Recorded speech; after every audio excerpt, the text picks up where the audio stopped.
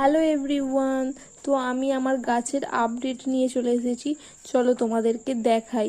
তো প্রথমেই দেখাবো আমার লটারি গাছ, যেগুলো সম্ভবত নাম বলা হয় পর্তুলিকা।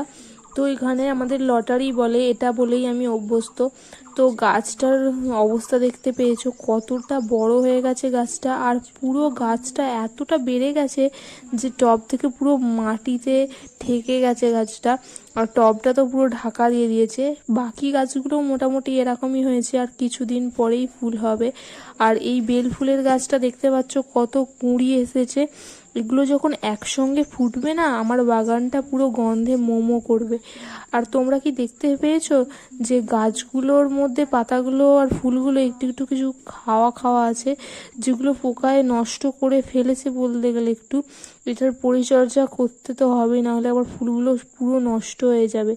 আর এই গাছটা একদম পারফেক্ট আছে, এটা একদম ভালো আছে। আর এই দেখো, অপরাজিতা ফুলের একটা গাছ হয়েছে।